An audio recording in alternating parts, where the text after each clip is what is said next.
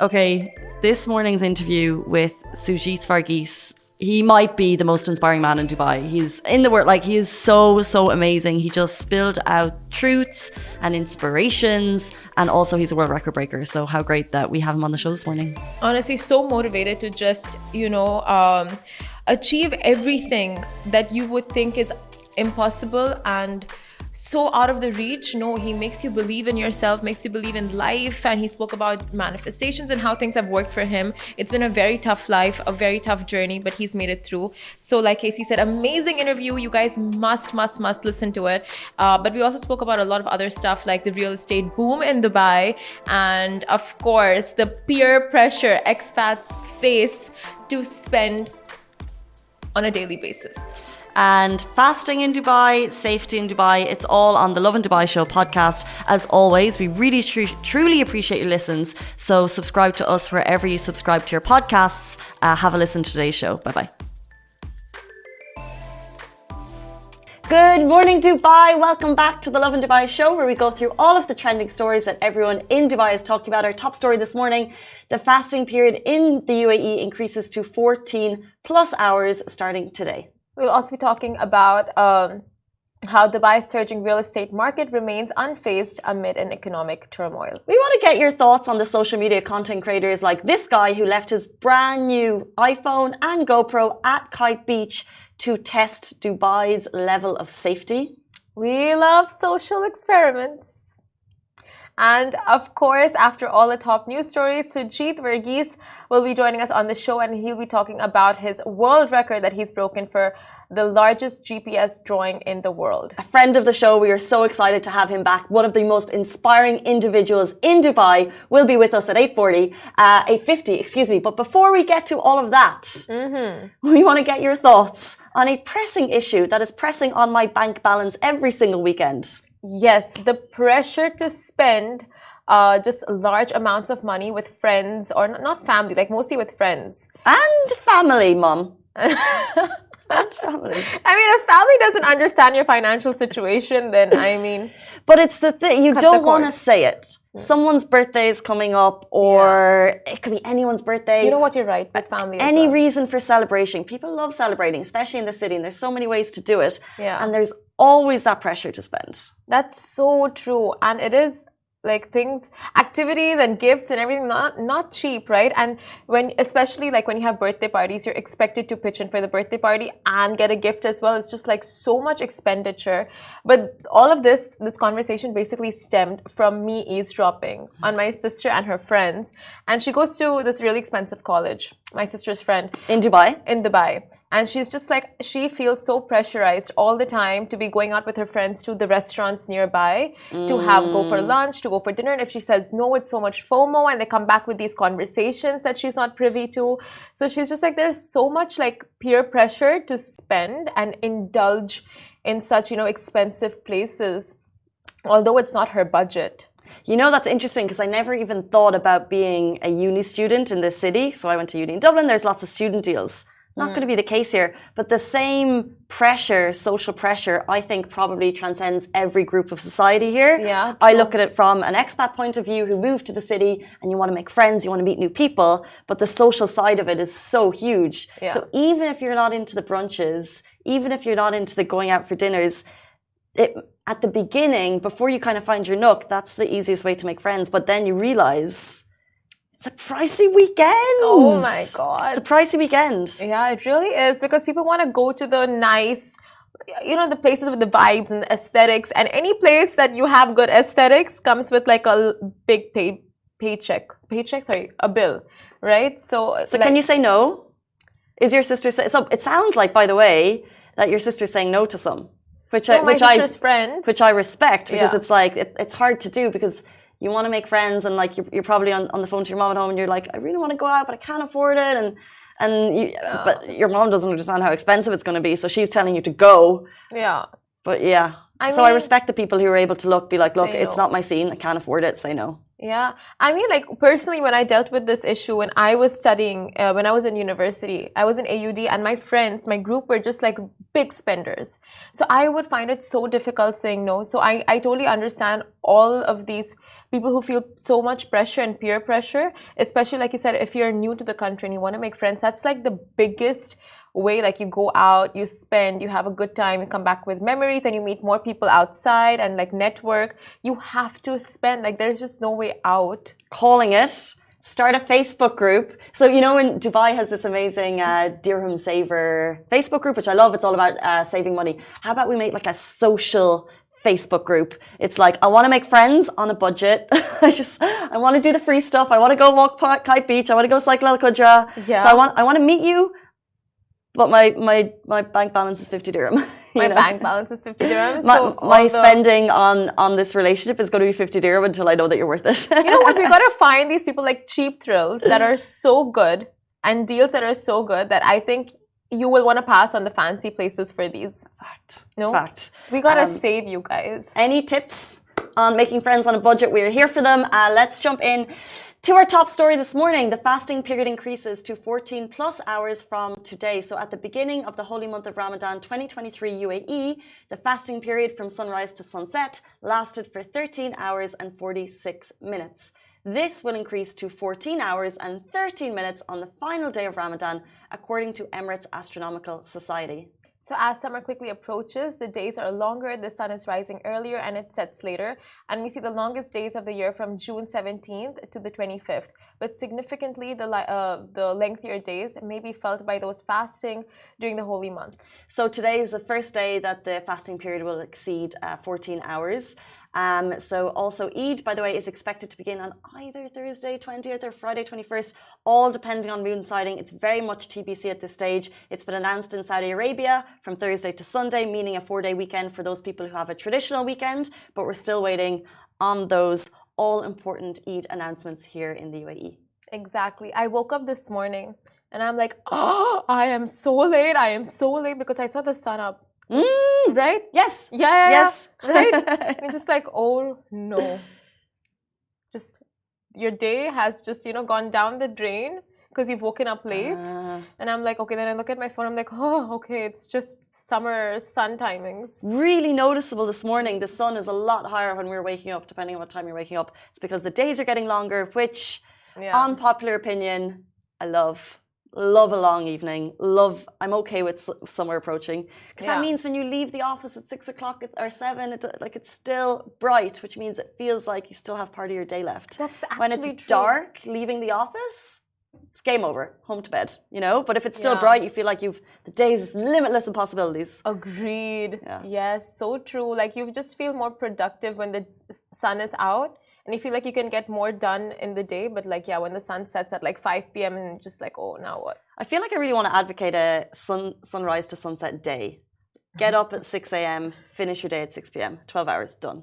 Yeah. And then go to bed after 6? I don't know, maybe. But that's why people move to Dubai, right? For literally these timings. Because in London, for example, the sun sets very early in the morning. And not early in the morning, early in the afternoon. It's longer nights than days. No, well, let's say in Ireland, during the winter, the sun could set at 4 or 5 p.m. But in the summer, we have such long, amazing summer days. The sun doesn't go down until 9:30, 10 p.m. at night. And on the 2 days of the year in Ireland, when it's beautifully sunny, it's just unbelievable. You can't beat a summer's day in Ireland. The stretch of the evening, everyone's outside. It's great. 10 p.m.? Yeah, it's fabulous. That's a long day. It's so great, though, because it's summer evening. Everyone's in great mood. I have so many bones to pick with Europe and their timings. Go on. Anytime we've been, it's just we step out of the house and everything shuts down. 6 p.m., 7 p.m., it's all shut. You just wake up and you're like, okay, let's go. Get our day on and everything's closed. You're just what? Back to the hotel? That's such a good point. Because we just work a 5-day week and then everything closes. Everything closes in the town I grew up in at 6 p.m. and that's it. You can't think about going to a store after that. But that's how it works. And people have a chill life, There's a lot to be said for it. When you're accustomed to Dubai's timings, Just doesn't make sense. Yeah, it's much more convenient living here. I won't argue that. And speaking of which... Speaking of Dubai being the best place to live. Now, amid an economic turmoil, Dubai's surging real estate market remains unfazed. Now, Dubai's real estate market is on fire, and with the city becoming the world's capital for luxury housing, as the rest of the world grapples with economic uncertainty, Dubai's property market is defying market trends and soaring to new heights. And in a recent news segment hosted by Indian journalist Palki Sharma, for her show Vantage at First Point, viewers were taken on a tour of the world of ultra-luxe properties in Dubai. And the segment explained how Dubai has always been a playground for the rich and famous, and with buyers willing to shell out tens to thousands of millions of dollars, sales records are being broken month on month. And residential market has seen a growth of about 70% since last year, marking a swift recovery after a slump from 2014 to 2020. Now, some key takeaways from the segment elaborating on the city's booming real estate market are that Dubai's branded homes are a significant contributor to the surge in real estate market. Yes, in Dubai, we have branded homes. These development projects have luxury names. So for those of you with a couple of extra dirhams, you can buy a home that's kind of branded with Four Seasons, Bulgari and Cavalli, and they make up about 1/5 of the value of all apartment sales in the city, which is really surprising. They sell at about 30% more than non-branded homes due to the trust and the better amenities that they can offer. Exactly, and luxury properties in Dubai are unparalleled, like you guys may have seen or heard before. So they have amenities such as housekeeping, valet, concierge services, private beaches, infinity pools, theaters, saunas, spas, opera pavilions, water mazes. I mean, like, is it any surprise that Dubai's property market is literally going against the general trend? Sorry, what is a water maze? It's like a maze of water. Like a you know, I forgot the word. Like a moat? Moat, yes, moat. Moat. Moat. Around your home? Yeah. Very fancy. I get it. Cannot relate. I cannot relate, but I get it. I get why you would have that. Rich people have it so good. And while home values have dropped across the world, Dubai's real estate market is surging with a 37% increase in sales from the first half to the second half of last year. Although the wealthy are benefiting from the surge, middle-class residents are feeling the brunt of the rental booms. But then again, price points vary from area to area across the city, as the city does seek to cater to all budgets. So, in particular, areas like Palm Jumeirah, rental prices are rising. Dubai Hills rental prices are rising. But actually, there are some very affordable accommodations, even villas. If you look a little bit further, for example, Damac Hills 2 has more affordable housing. So there is affordable areas if you look in specifics. Exactly. Like you said, all these upcoming areas, for example, Farjan, Arjan, JVC, like the newer areas that are coming up. And then, of course, old Dubai, you have Nada, you have Gises, you have Bur Dubai, Karama. You still have these areas with affordable living price points for, you know, like if you want to rent an apartment or a villa. So, and Merdif, Rashidia, all these areas are there. So if you're looking in the right areas, sorry? Creek also is affordable. Creek? Really? I would think the opposite. The Creek area, in comparison. And I guess, yeah, which building and what you're looking at. Yeah, so a lot of these properties still have like affordable price points, but you just really have to put in the effort to look. Yeah, I think the big name areas is where people are being priced out of. And that is, there's also similar reports, by the way. So I think it was Property Finder shared their findings for last year, and they shared a very similar report that the luxury rental or the luxury buying market is booming. So it's a great time to be in real estate in Dubai if you're working on those projects. The rental price market is also booming. So you do actually have a surge of long-term residents looking to purchase their first homes in that mid-market range, because they tend to be more affordable than actually putting all your money into rent, which is really interesting. Exactly. Let's jump into why people love living here, which leads us on to our next story. This guy left his brand new phone and GoPro at Kite Beach to test Dubai's level of safety. Now, can we just preempt this story by saying, please do not try this at home. Please do not try this anywhere in Dubai. Yes, Dubai is one of the safest cities in the world. And yes, people are putting their wallets and purses to reserve tables. But please don't attempt this, because I just feel like it's not going to work out for everyone. There's going to be that one person, they're going to leave something ridiculous and it will get lost. It will get blown away. Something will happen to it. And more fool you for videoing it. With that being said, someone tried the infamous test to see if someone will steal his expensive belongings, and he kind of went above and beyond in this case. He left 9,000 dirham. Oh my goodness. For a social media test. It's a lot of money worth of items at Kite Beach because he knows people don't steal in Dubai. Well, he left his items on a bench at 5:25 p.m. and came back at 6:47 p.m. to find all of them untouched. And he said, where else in the world can you do that? He was telling his friend, and it's true, people in Dubai will see another person's belongings and never even think of swiping them. Now, the video was shared by Comprand 0M on TikTok. So if you want to check it out, it is there and on our pages as well. It's racking up hundreds of thousands of views. I think we've gone to the tipping point of these videos. Yeah. Because when we first saw them, and I think it was happening in a very native, casual way, it was like, oh, I leave my wallet to reserve a table. It happens. We do it. Or I can leave my bag in a place. Or I left my bag and I came back. And whenever we share the story, everyone's always sends in what's happened to them and how great it is. But I think we reached the tipping point that it's like, are you doing it for social media, or you do it for clout? When you're doing it to such a large extent, and then potentially if something does get robbed, then you're actually putting pressure on the police to find it when their time can be used elsewhere. Yeah. I think we're coming to the end of, like, I love the premise of these videos because we know how safe Dubai is and we're so lucky. But I think we're reaching the tipping point of the number of videos that we're seeing. That is so true. Exactly. Like, it just takes that one person for things to go wrong. You know, it's like you said, like 1 out of 10 person can be so unlucky in these situations. And also, it's not just like, it's not about that one person being unlucky. It's about getting really accustomed to all of this. And then when you travel elsewhere, you're just like, you know, it becomes habitual. Like, you will leave your purse, you will leave your phone to reserve a spot or whatever it is that you do with your expensive items. And then it gets stolen, it gets lost. And it's just like your body's so accustomed to it, you think it's normal, but it's not. You just have to be so vigilant with your items at all times because you can't really trust. You can trust the city, but you can't really trust the people around. True, we do live in a legitimate safety bubble, and that's such a great reminder for people traveling during Eid. So many stories from people in the office who've gone away to different places and their phones have been stolen on summer holidays and things. So bear that in mind if you're planning to travel over Eid or anywhere this summer. Guys, that leads us into our break. We're going to go on a quick break. Also, Instagram, we're putting you on a break too, but we're going to be back at about 9:55 where we have Guinness World Record breaker Sujith Varghese joining us on the show. We're super excited to have him back. He'll be with us after this break. Bye-bye.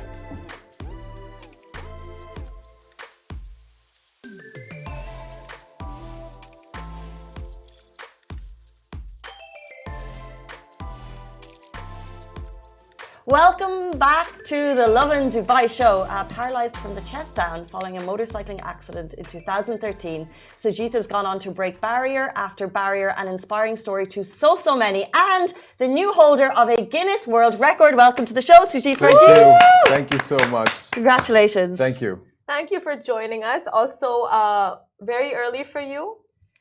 Or is it a time you normally wake up Well, at? it's not too early, not too late, but yeah, a little bit more than usual, I would say. You've been on the show this morning before. But I've been, yes. Today you come back holding a record in front of you. Yes. Can we show the audience? Yes, let's do that. Guinness World Record for the largest GPS drawing in Dubai, achieved on 12th of March 2013. It was 8.71 kilometers. Tell us about it. Well, Case, you believe it or not, you know, this, I've been doing a lot of physical activities over the years. You know, like in 2018, I pulled a car. And last time I was on the show for Pulled a car 2018. As you do. Being a personal trainer, the first person of determination to be a personal trainer. So it's like, you know, as we go back in the topic of life, once you do something, you want to do something better and better and better to prove it out there to yourself, to the world. And make a difference, right? End of the day, because everything has a message to it. So Guinness World has always been on my mind. I'm like, dude, how high can you actually dream and think of? I'm like, wouldn't Guinness World be something out of the world, right? It's one of a kind. And believe it or not, and I've been practicing this visual thinking manifestation, and I genuinely believe it. So there was some conversation with friends. I would just put it out there. Hey, you know what? How good will it be if I get a Guinness World Record? But I talked to them with the intention that I want that in my life. Right? And believe it or not, 2021, December is when I get a DM in my Instagram from the senior PR manager of Guinness Hi Sujith, we are following your page. We love your content. Are you interested in breaking a Guinness World Record? Does that happen? That doesn't. I don't think that really happens. But Wow. that's how the birth of this Guinness World started for my journey. They approached me. Okay. In 21. And do they come with a long list of suggested records? So this was the interesting part. So I was like, are you interested? I'm like, yeah, definitely. And we got talking. And then in 2022 beginning, they sent me a list of 10 items, 10 things that I could do and I could break. But 8 of them, I think 7 of them were not physically possible for me due to the level of injury. You need more core balance and control to perform some of them. So I said no. But one of them was pulling a car. I'm like, wait, I've done this. But what I did was 1,250 kilos. The minimum requirement was 1,700. But then thinking about it, I could still pull it off because I used to practice with 2,500. Right? So I'm like, but what is that? It wouldn't be an X factor wow thing. Like, and it had a time frame as well. So then they got brainstorming and then he comes back to me. He's like, why don't we do the largest GPS drawing? And I was like, what is this? I had no idea what was this. So I had to literally go and Google what is the largest GPS drawing. And I figured it out. And then the next question was, what do we do? What can it be? I mean, I could literally write my name, Sujith, across Dubai and that'd make a world record. Not bad, right? But what's the impact? Yeah. So then when we thought about it, like, why not a design of a wheelchair? I mean, I am fighting, I'm representing an entire community to show, to inclusivity, to show that people of determination can do anything that they want. And it's always in the mind. It's the person that you are, It's not the physical limitations of a person. It's always the mind. And I've been telling that from day one. And they all loved the idea of a wheelchair and we went and did it. And I had to design it. So it took me, I think, a week. I was on Google Earth, literally scanning Dubai, every nook and corner, because the challenge is, even though I want to design a wheelchair, the roads have to be suitable. Of course. This is where it gets interesting because I had to find a big round because a wheelchair's wheel. So when I have a Google Earth in my view, the only big rounds are coming in the palm, in JVC, and these two I tried to create a lot, but it did not work. Like palm was a big fail. JVC was, but it came like, I think 50 to 60% what I wanted, but then the roads were not supporting. What a huge challenge that you needed to face. Right, that was a huge, because Guinness World told me, we will facilitate your program, but you have to do the work. So you have to create the design, you have to, check with the approvals and everything. And then finally one day I'm like, wait, Dubai Mall, downtown kind of looks nice. And I just saw the curve, the downtown curve, and I just started designing it and it fit perfect. Wow. Like it was, I don't know, miracle or magic, but downtown just happened to be perfect. And you've seen the design of the record. So it's, I would say, yeah, like 99% almost there. So 8.7 kilometers, what record were you breaking? What was the previous? So I made a record. I made the record. You guys got to beat my record, no? So that's what, it's never been done before by a person in a wheelchair. People have done it in cars. People have done it in cycles. But no one has done it in a wheelchair. So in a wheelchair, that's why if you see the title of the record, it's largest GPS drawing, individual, CID2. CID2 means a person of determination. Mm-hmm. Well, congratulations. Thank you. That is amazing. Thank you. And how did the Dubai police get involved? Wow, let's just give the biggest shout out to Dubai police right now. Every day. Because I expect, they were very supportive. Like I had multiple meetings with them. And they were very supportive, especially Dubai Police, Dubai Imar Command Center. And they were very supportive. They loved the idea. We took them through all the routes and they saw the roads that they had to block. But on the day of the event, okay, this is what I'm expecting. The reporting time was 5 o'clock under Burj Khalifa fountain. And I landed at 5 o'clock and I'm expecting 5 cars, right? I'm thinking maybe 3 cops, maybe 2 in front, 1 back, and 2 cars from Guinness World Record with the judges and the rest, and the camera crew. I landed 5 o'clock in Dubai Mall, in Burj Khalifa under the fountain, and I see there are 20 cars, right? Okay, I see 20 cars, and 18 of them are Dubai police cars. 1 is the ambulance, 1 is the studio guys, the garage studio guys van. And this was at the beginning of the race. As I progress and as I'm crossing Financial Center, Zabil Palace, coming back, before I reach a destination, there's already like 3-4 cars blocked, every single possibility of, vehicles interrupting the journey. So it was like, I would say close to 30 cars at least. All throughout. And you had no idea as you I didn't expect this level of escort from Dubai Police. So it was quite a dope moment. Yeah. And also shout out because they're just helping with this story of inspiration to propel. And I had this cop. So this I was thinking I was doing this completely by myself, right? But there was this cop they assigned in the last minute. They were like, Seth, he will run with you. So I had a cop running with me, and he was very motivating. Like there was certain, like Dubai Mall. Let me take this out. I'll show you the clip. The Dubai Mall's, the leg of the wheelchair had to go through Dubai Mall, right? So I had to. So when I was designing it, I was doing above Dubai Mall. Well, it would look like a wheelchair, but not like the most perfect, right? So I had to go under Dubai Mall, and the roads under Dubai Mall is not leveled. It's not leveled. So that was a very hard journey for me. It's like the cobblestones? Yes. Oh, true, so it's like the more power I use, my legs, because I don't have stability, it'll just come off the wheelchair. And then I'm using one, and they have small humps. So all these were challenges. But the biggest challenge was entering Dubai Mall was a steep, like fashion parking. It's a steep, so I just have to slide down.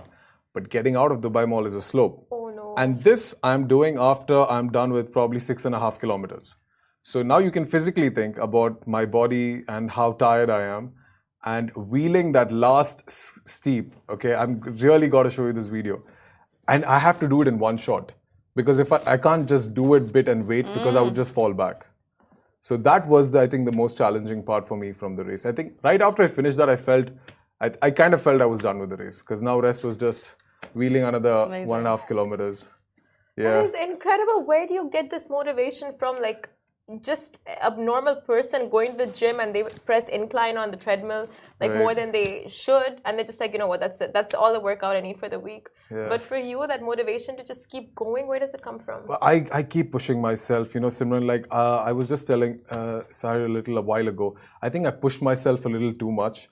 Like at times there are days, I was just telling this to somebody else as well yesterday, there are days at 9 o'clock I'm done with an entire days of work.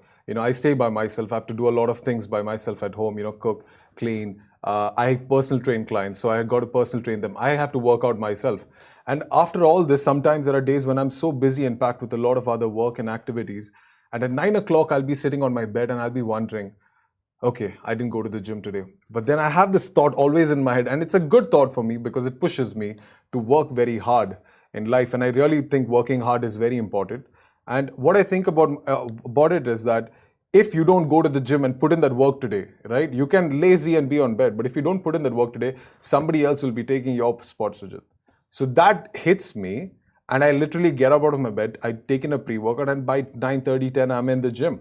And I'm there till 11, 11:30, and then I come back. So this really keeps me going. And it's like, beginning is always very hard, to develop that mindset. But once you do, and you start seeing the results for it, you never stop. Right? So it's always about, so people are like, no, I want to do this, but I don't know how to start. But I tell them, you should actually push yourself. Like pushing yourself means doing those things you're not comfortable with. I would rather be on bed, no doubt. I would love to be on bed, but that fear that I need to do more in life. Like my life is just not working a 9-to-5 job, making money and, enjoying on the weekends. I mean, there's so much more that people don't realize the potential that they have, like in every individual. Like I was telling this, 90% of the people literally die without even realizing their true potential because everyone is so comfortable. Everyone doesn't think that they can be worth that greatness. You got to start believing that you are worth insane amount of greatness and you can be in a position that the whole world can know you, but you got to believe it. Do I believe it? I believe like a madman. I believe like I'm the best in what I do. And you know what's the best part? I didn't have training for this event. People know me they know I'm a gym freak, they know I work out, but during this particular event, I was sick, I was on antibiotics, I was having fever the week before the event, and I had 2 days of training in the past 3 weeks before the day of the event. On Friday night, and this is what I want to tell a message, this is not arrogance, but this is the confidence I believe everyone should have on themselves. On Friday night, I'm sitting with someone and they told me, Sujith, is it happening on Sunday, which is day after tomorrow? And you have been sick and you don't have training. And I told him, do you think you can pull it off? Like, it's not a small feat. It's 8.71 kilometers. You got a wheel. The whole world is going to watch you. You have Dubai police literally blocking downtown, my friend. And I told them, if there's anybody in Dubai who can do it today, it's only me. So that's the confidence I had. And maybe at that time, I was not sure, but I mean, but that's what I said, so. It's truly incredible. When did you develop this like unstoppable mindset? Because as we mentioned at the beginning of the show, you had an accident in 2013, which essentially left you paralyzed. Did you have that confidence pre-accident? Did you always know you were going to achieve the impossible, or did that come after the accident? No, I would say probably I just had 20% of it, to be honest to you. Like, I was in athletics before my accident, so I had that a little bit of confidence, but not to the level I have it today. I can't even compare it to that, Sujith. But after the accident, definitely I went through so much of phases. Like, I think everyone, when we go through trauma or any other problems in life, right? Like, I also went through depression. I went through loneliness. I went through a phase where I thought, is anything worth anymore? I didn't have friends. I was literally in this box of not knowing what to do. And no one's asking me, Sujith, what's your next plan? Nobody's asking me to work. No one's asking, what are you going to do? Because nobody knew how to react to the situation I was in. And I went through that. But then I reached a point where I had to make a choice. I'm like, is this how I'm going to live? Or am I better than this? Like, I used to be a boxer. I was a basketball player. I was an athlete. I was a speaker. And I was all that until accident happens and suddenly I'm a guy in a wheelchair. No, that cannot be my ending. I mean, come on. Like, I was so young. So then I start one step at a time and, it built over time. Like, I would say the biggest thing that gave me the confidence was coming back in 15 and being skin and bones. I don't even know if you've even seen me that time. You don't even know me that time, right? Like, so I was skin and bones and I still made a choice to go to the gym. Because I felt going to the gym, making me stronger, will give me more independence. And that built to more things coming. And 2018, I was like, let me do something insane, right? Which was pulling a car. And that wasn't funny, like people saying, wow. I mean, I know the amount of, I used to literally every day without telling my folks, okay, now they know about it. But without telling my folks, I used to take my car and call my friends. We used to tie those cars together. And we used to have one more car as an anchor. And I bought ropes from Times Square and like these pulling ropes, the towing ropes, right? And I used to tie it on my body and be pulling these cars every day for practice. So this is the reality, what people don't know what happened behind the scene. And I used to exert myself so much because I needed to do this, right? So, I mean, you just want to go bigger and bigger and bigger. I mean, you just see, and when you put in a work and you really work hard for it, I have got results and I believe everyone can do the same. Amazing. Well, congratulations on this amazing achievement. So how did you feel like when they said like, yes, it's done, you have broken the record? What were your feelings? I think the last 100 meters of the race, none of my muscles were connected to my feelings of pain or anything, and I couldn't feel it. I was literally wheeling one hand at a time. And as soon as I finished it, it was like, it started at Burj Khalifa and it ended at Burj Khalifa. And I tapped on the floor. And then, I had this biggest sense of like, I knew I did it, like when the journey is over. Because, Simran, someone asked me this, when do you really feel the pressure of it? When I started the race, I was in full pump, right? I was listening to pre-work, I was listening to music, and I was like all pumped up and, I was listening to my best jams and I wheeled. I think the first 800 meters, I wheeled like so fast. Like the cop had to run with me, People are like, dude, wow, this guy's going to finish it earlier than we expect. But that is just your initial energy. And after the first, I think, kilometer, somewhere close to the hand of the wheelchair, I stopped because everything started hurting and I was done and I was exhausted. And I just took a break and I just told myself, dude, you have 7.5 kilometers more to go. And you have 8 convoys behind you. Pressure. It's Guinness World Record, and this is happening, and you cannot give up. But your muscles are hurting like really bad. So that is when things actually just fall down on you, and that is when it's a mental game. That's when you really push yourself. So then from then on, it's just you got to do it. And I kept screaming to myself, champion. You can. I just keep motivating myself. And then even the Asef, the cop, was also shouting the same things with me, So it just keeps you going till the very end. And then when Kanzi, who was my adjudicator, when she's awarded me that, I was on top of the world. Yeah, I think, what more do I say? Woo! So they had this ready for you. They had it ready. But they would decide to give it to me or not. But they had it ready. We're taking this home. I have goosebumps for you, truly. This has been in the atmosphere since 2001, and it's come to fruition 2001, 2023. Dare we ask, What's next? Are you just chilling, or what's going on? I have something in mind, but I always tell this to people, I would really love if my actions speak louder than my words. Like, I could tell you guys some, but I really think my results should speak. So, but definitely what my next steps would be to make a movement being flown, because I've been working all this while to make my voice heard, to make people understand that you have so much more potential and limits. Because my idea was, I was not born with all these gifts, but I developed it over time because I was put in limits to push myself to that extent. So when I saw things are possible, I want to tell to people that, you can change your entire life by making a different decision. You can literally change your entire life. Let me say that again. You can change your entire life by making a choice today. Like, if you just change your mindset and your perspective from your comfort zone, and you put it into working really hard and doing things no matter what.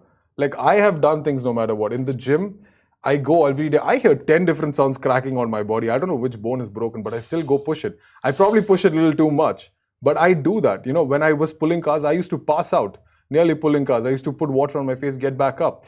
But did I get what I wanted?